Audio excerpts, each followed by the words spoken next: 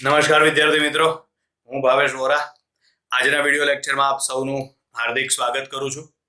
બરાબર. Unit number 11 તરલના યાંત્રિક ગુણધર્મમાં પહેલો એમસીક્યુ છે, નદીમાં વહેતા પાણીનો વેગ ખાલી જગ્યા. બરાબર. એના ઓપ્શન આ પ્રમાણે છે, દરેક સ્થાને એક સમાન, પછી છે એક કાંઠાથી બીજા કાંઠા તરફ જતા વધે, પછી સી છે મધ્યમાં વધારે અને કાંઠા તરફ ઘટતો જાય, અને ડી ઓપ્શન છે મધ્યમાં ઓછો અને કાંઠા તરફ જતા વધતો જાય.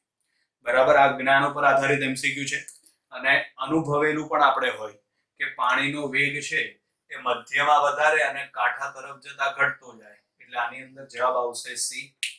પછી બીજો એમસીક્યુ છે, એમાં બે નાના બુંદ એકબીજા સાથે જોડાઈને મોટો બુંદ બનાવે છે. આ પ્રક્રિયા દરમિયાન ઓપ્શન આ પ્રમાણે છે, ઉર્જા મુક્ત થાય છે, ઉર્જા શોષાય છે, ઉર્જા મુક્ત થતી નથી તેમજ શોષાતી નથી, અને ડી છે થોડુંક દળ એ ઉર્જામાં રૂપાંતરણ પામે છે. તો આમાં જવાબ આવશે એ, પ્રક્રિયા દરમિયાન ઉર્જા મુક્ત થાય છે. પછી આગળ છે ત્રીજો પ્રશ્ન, એમાં પાણીમાં ડૂબાડેલા વજન કાંટાની બે ભુજાઓમાં મૂકેલા બે પદાર્થ સંતુલનમાં છે. બંને સંતુલનમાં છે એટલે બંને ભુજાઓમાં વજન બળ એક સમાન છે. પણ એક બીજી વસ્તુ ધ્યાનમાં રાખજો, આ વજન કાંટો શેમાં ડૂબાડેલો છે? પાણીમાં, એટલે ઉત્પ્લાવક બળ પણ લાગશે. બરાબર. સંતુલનમાં છે એક પદાર્થનું દળ. ચલો, આમાં એક પદાર્થનું દળ એટલે આપણે એને m1 કહી દઈએ. m1 બરાબર 36 ગ્રામ અને એની ઘનતા ρ1 બરાબર 9 ગ્રામ પ્રતિ સેન્ટીમીટર ક્યુબ છે. એવી જ રીતે બીજા પદાર્થનું દળ m2 બરાબર 48 ગ્રામ હોય તો બીજા પદાર્થની ઘનતા એટલે તમે ρ2 શોધી કાઢો. ચલો, આ ρ2 શોધવા માટે તમે પદાર્થને પ્રવાહીમાં એટલે આમાં પાણીમાં ડૂબાડેલો હોય તો આ વખતે તેના પર બે બળો લાગશે.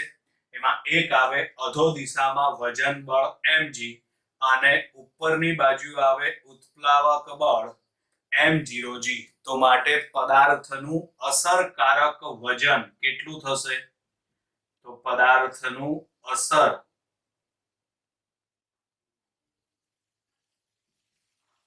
અસરકારક વજન થશે mg માઇનસ m0g થશે. m એટલે દળ બરાબર શું લખાશે? ઘનતા ગુણ્યા કદ. એટલે અહીંયા આગળ ઘનતા ρ અને કદ v into g minus m0. તો m0 એટલે વિસ્થાપિત થયેલા પ્રવાહીનું દળ. પ્રવાહી તરીકે અહીં આપણને પાણી આપેલ છે. બરાબર. એટલે આમાં લખાશે ρ0 v ઇન્ટુ g. ચલો, આમાંથી ρvg કોમન કાઢીએ. ρvg કોમન કાઢો એટલે અહીં એક બાકી વધે. આમાંથી vg તો કોમન નીકળી જાય. આ પદમાં ρ નથી એટલે આપણે ρ વડે ભાગવું પડે. ઉપર આવશે ρ0. ચલો, ρvg. તો ρvg માં આની અંદર ઘનતા ગુણ્યા કદ એટલે દળ થઈ જશે. એટલે આમાં લખાય mg1 માઇનસ ρ0 અપોન ρ. આ એનું અસરકારક વજન થયું. બરાબર છે. હવે અહીં આગળ બંને પદાર્થ સમતોલનમાં છે. સમતોલનમાં એટલે એનો મતલબ બંને બાજુ વજન બળ એક સરખું હશે.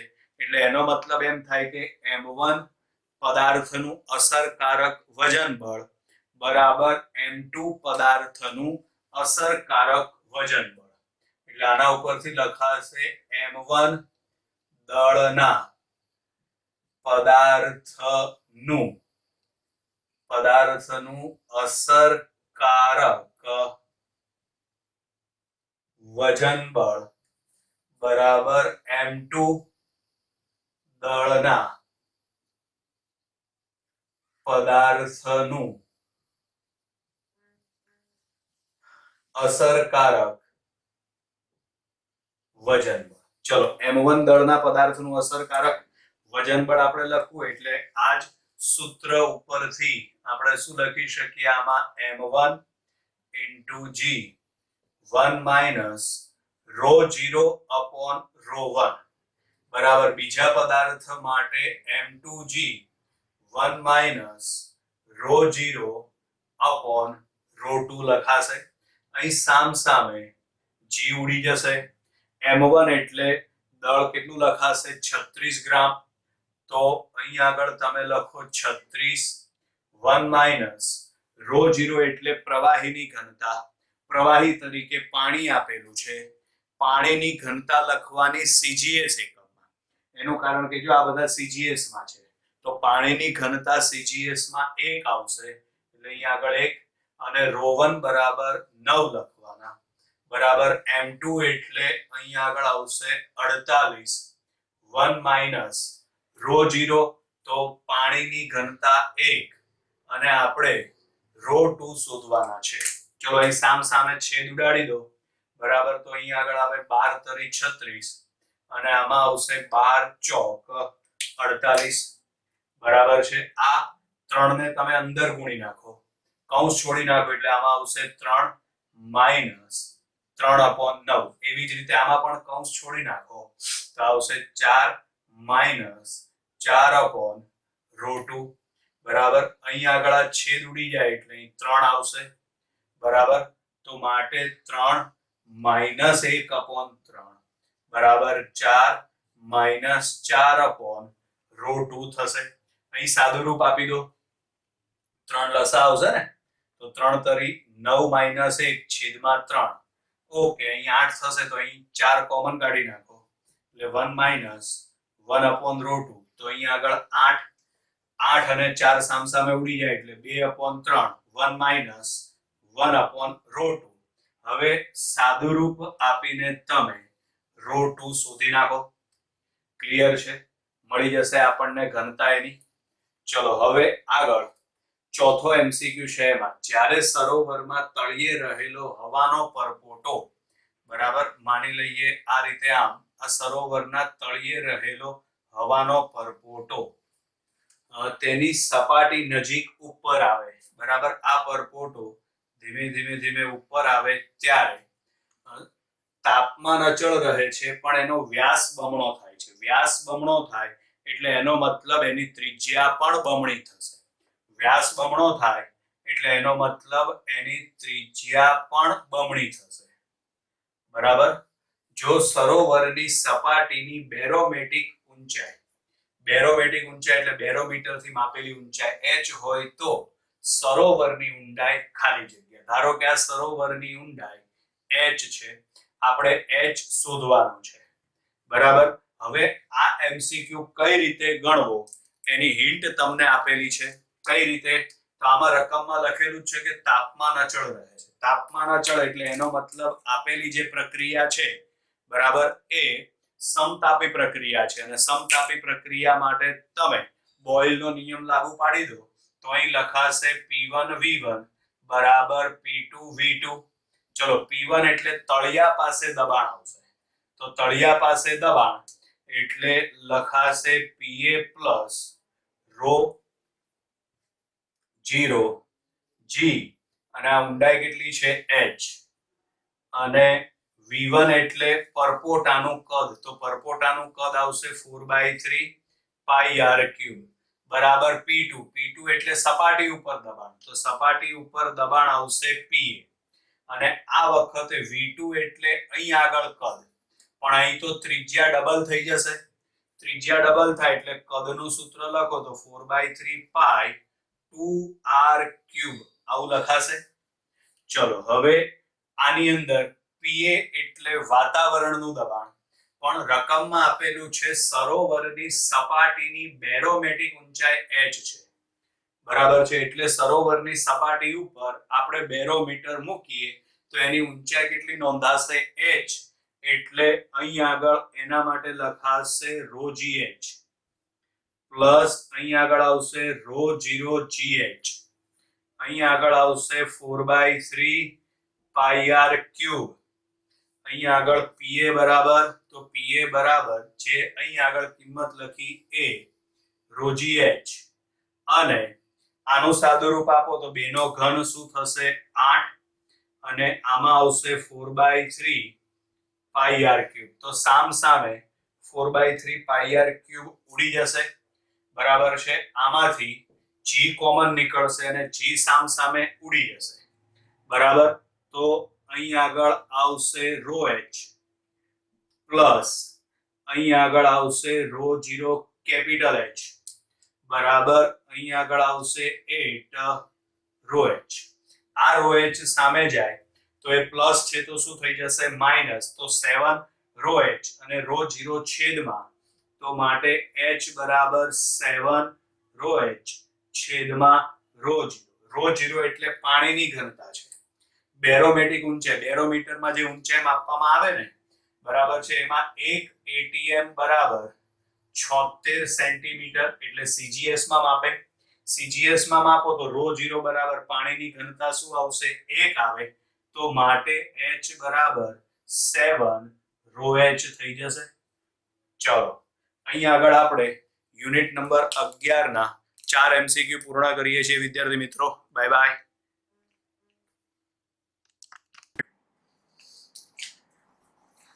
નમસ્કાર વિદ્યાર્થી મિત્રો, હું ભાવેશ વોરા આજના વિડિયો લેક્ચરમાં આપ સૌનું હાર્દિક સ્વાગત કરું છું. યુનિટ નંબર 11 તરલના યાંત્રિક ગુણધર્મમાં 5મા નંબરનો એમસીક્યુ છે. શુદ્ધ પાણી અને કાચ વચ્ચેનો સંપર્ક કોણ ખાલી જગ્યા.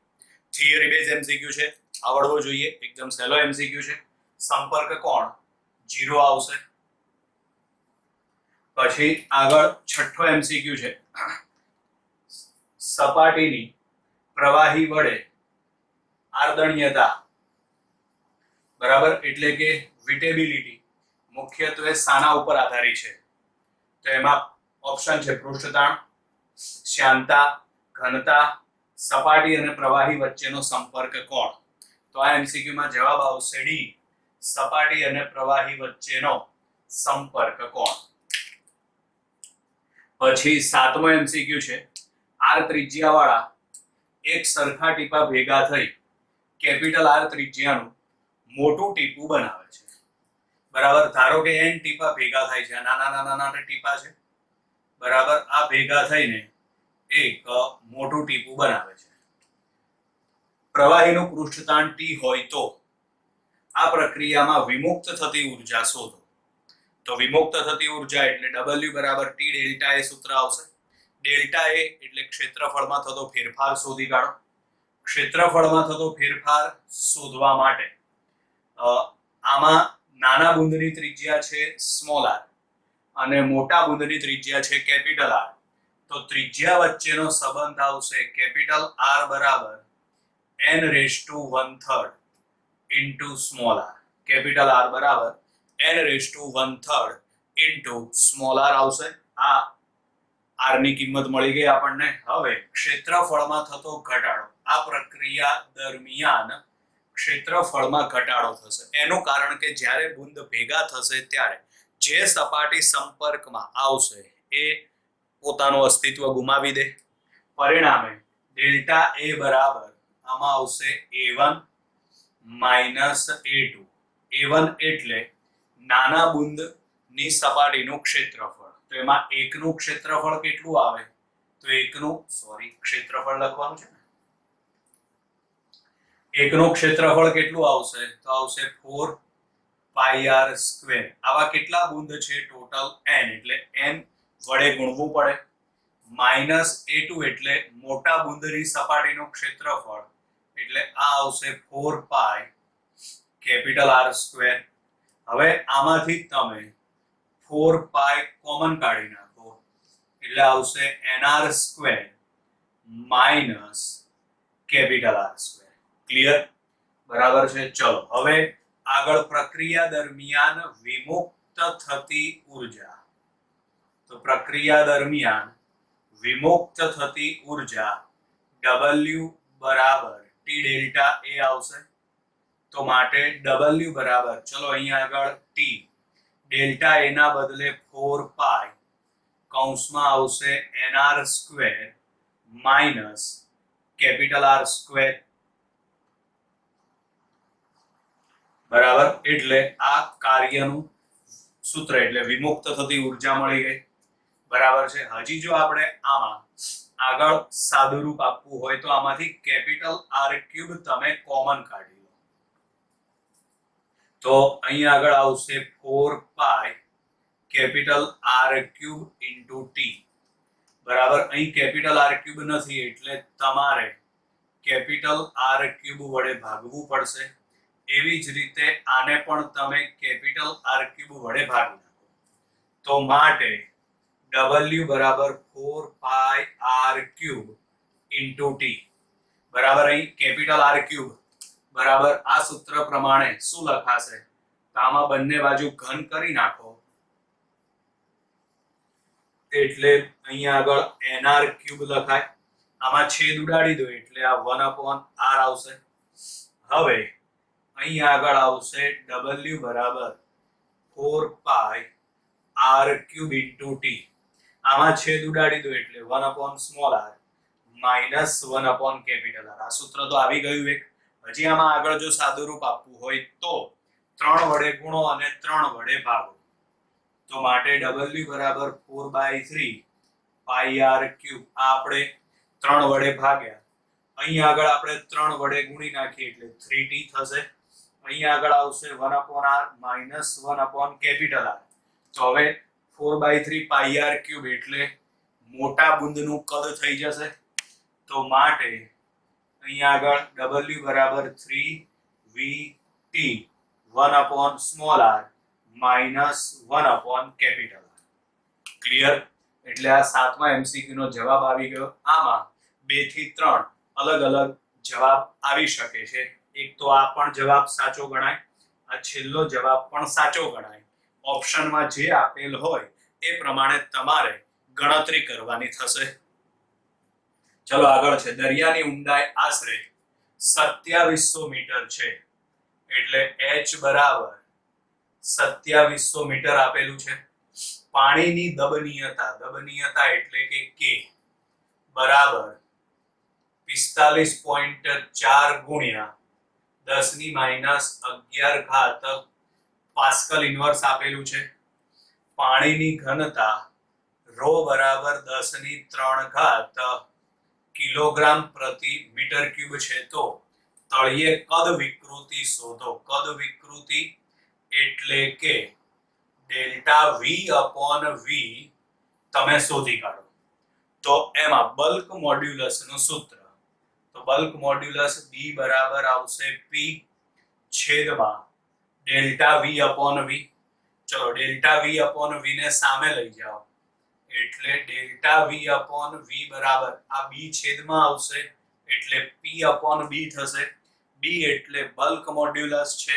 તમને રકમમાં દબનીયતા આપેલી છે. બલ્ક મોડ્યુલસના વ્યસ્તને દબનીયતા કહેવાય. એટલે અહીં આગળ 1/B છે એના બરાબર શું લખાશે K, અને આ P બરાબર શું લખી નાખો હવે તમે ρgh દબાણ, એટલે ડેલ્ટા V/V બરાબર ρgh ઇન્ટુ K.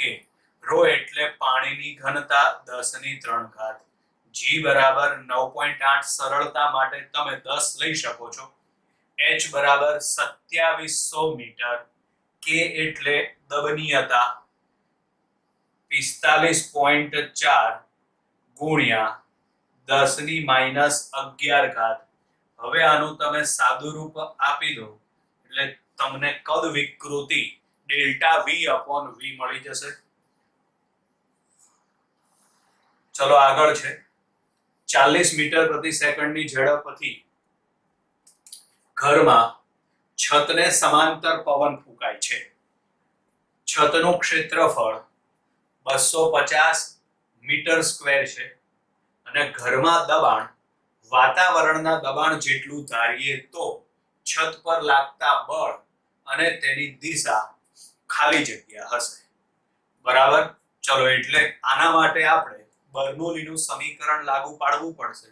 તેમાં આવશે P1 plus 1/2 ρ V1 square plus અહીંયા આગળ આવશે ρgh1, એવી જ રીતે P2 plus 1/2 ρ V2 square plus ρg H2 થશે. H1 અને H2 એટલે જમીનથી ઊંચાઈ લેવાનું. પતરું હોય એની થિકનેસ, એની જાડાઈ બહુ ઓછી હોય એટલે H1 H2 આપણે સમાન ગણી શકીએ. તો આમાં આવશે H1 nearly equal to H2. પરિણામે આ પદ અને આ પદ સમીકરણમાંથી નીકળી જશે.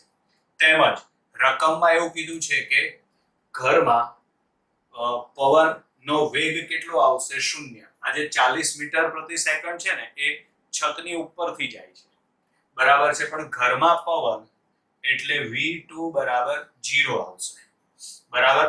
ચલો આટલા ફેરફાર સાથે સમીકરણ ફરીથી લખીએ એટલે p1 plus 1/2 row v1 square બરાબર ખાલી p2 આવશે.